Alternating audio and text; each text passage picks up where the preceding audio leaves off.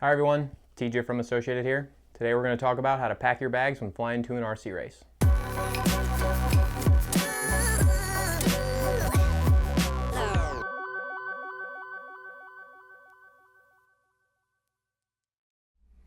So I recently flew to the 8-scale electric Nats out in Omaha, Nebraska, and I'm going to show you how I packed my bags for that race. The same principle applies to 10-scale racing, 8-scale racing, nitro electric, but in this scenario we're going to go through 8-scale electric. The bags we're going to be packing today are my backpack. This will be my personal item. Small duffel bag, also a personal item. And my OGO 9800, which will be my checked-in bag. I'm flying Southwest, and at the time of this video, they give you 2 free checked bags. So if I could, or if I wanted to, I could bring 2 of these. I'm only bringing 1, and these other 2 bags, and I'm going to show you how to pack them. The first bag I typically pack is my first personal item. This is the bag that goes underneath the seat on the airplane. In here, I'll usually put a laptop or other valuable item, such as my notes book here. I'll stuff that in there. And some clothes, my phone charger, a pair of sunglasses. These are typically your normal personal items, and I'll just keep those in here. If I'm going on a short trip and I can fit enough clothes in this bag, I'll try and fit all my clothes into this bag. That way I'm minimizing space in other bags. So now that we're done with our personal item, we're going to move on to our carry-on bag. First thing you're going to want to do is make sure that this bag is within TSA's requirements. It's pretty much the same for every airline. They do have a size requirement, and they will make you put it into their checker and make sure that it fits. There's no weight limit, so we can fill it with as much as we can fit into it, basically. And in here, I'll put as much valuable things in the bag as possible. I'll put my car, my radio bag with the radio in it, all my batteries, and pretty much all my expensive stuff. And the reason I do that is so that when or if my checked-in bag with all my parts gets lost, that I can show up to the track and borrow tires or tools if I need to, and I still have my car, my radio, and I can still race. So it's really just just in case TSA loses my baggage, I can still show up and have fun. So the first thing I'm going to put in here is my car. I've gone ahead and I've taken the shocks off of it, and the reason I do that is so that it fits into the bag. You might not have to do that with yours. These shocks are empty. I make sure that they're empty, that way if they do build pressure in the airplane, it doesn't break the seals or blow them up. So always fill them empty. I put 1 battery into the car, and I put the body on. Leave that on. Take the wing off. Again, that's just so that I can fit it into this bag. And I'm just going to stuff it in here best I can. So that'll sit nice and tidy in the bottom there. My shocks and wing, I just put in this pocket here. And close that up. And we're going to set that aside for a minute. And here in our radio bag, we've got my 2 extra batteries. And this has to go into your carry-on because TSA doesn't allow you to check in batteries like this. So these are going in my bag. And I use Makita electric power tool. And the battery for this has to come out as well. This driver will go in my checked-in luggage, but the battery has to go into my carry-on. So I don't have any batteries in my checked-in luggage. All my batteries are in my carry-ons. So close this up, and then this just stuffs on in here.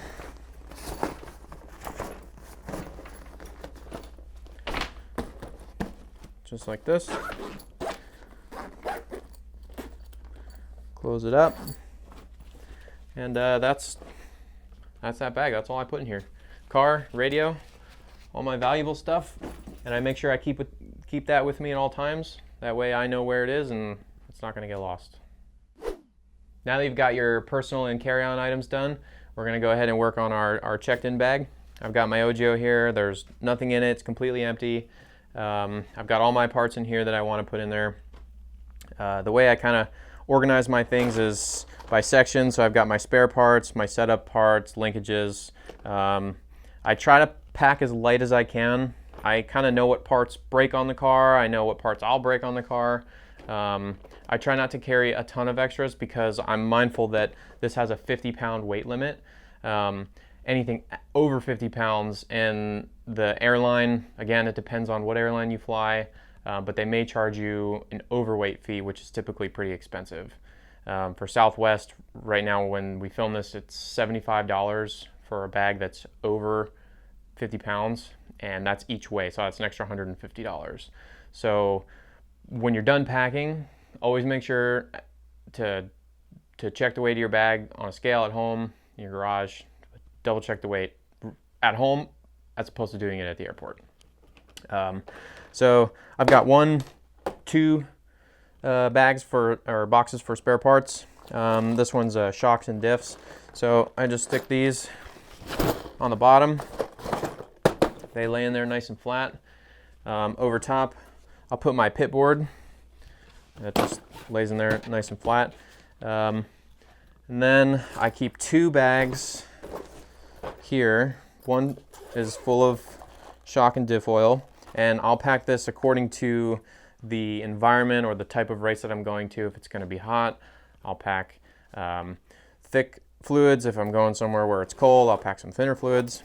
And then in this one, I keep my charger and my leads and the power cable. So I just want to make sure that's protected. I don't keep the box for the charger. And these bags are nice because they fit in here nice and snug. That's good right there. My next little box here, this is all my miscellaneous hardware, small screws, ball stud washers, just some little odds and ends and bits and pieces.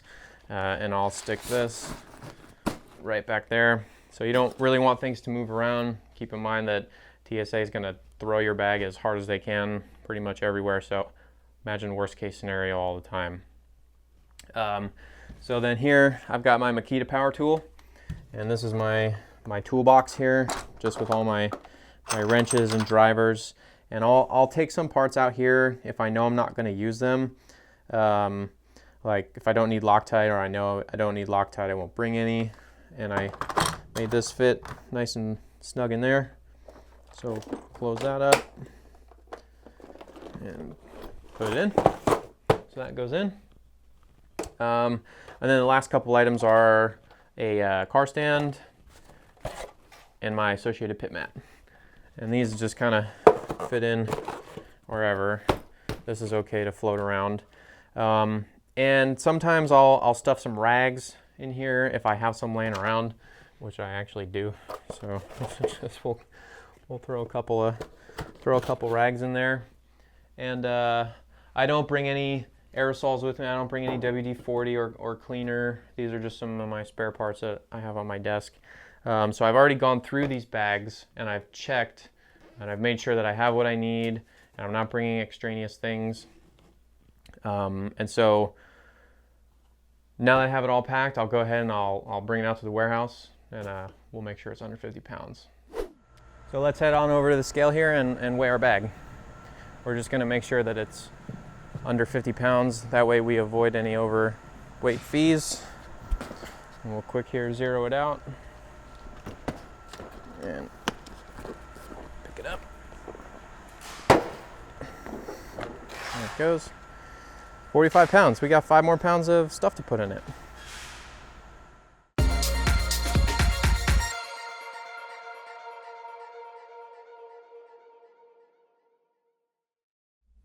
So one tip I have for traveling to an 8-scale race is to send your tires to the track for the event.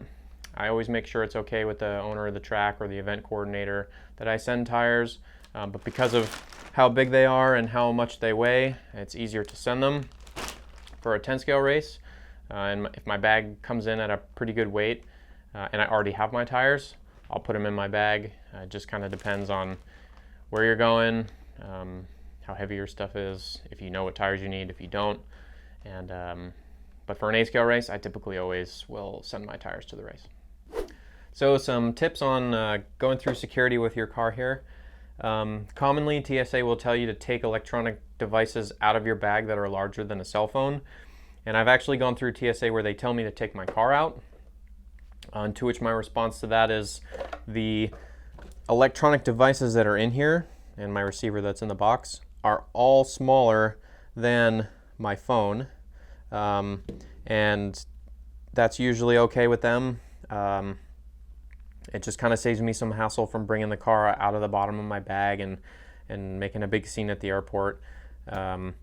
And just makes life a little bit easier knowing that you have devices in here that are actually smaller than your cell phone. So some other tips that I have, if you've never flown with RC gear before or to a race, definitely arrive to the airport at least 2 hours before your flight. You don't want to miss your flight in case you run into any trouble through security. So it's always a good idea just to give yourself a little bit of extra time. Some other things that I do, I buy Simple Green or paper towels, tire sauce, things of that sort at the track or at a store nearby after I get there. I don't usually travel with those things.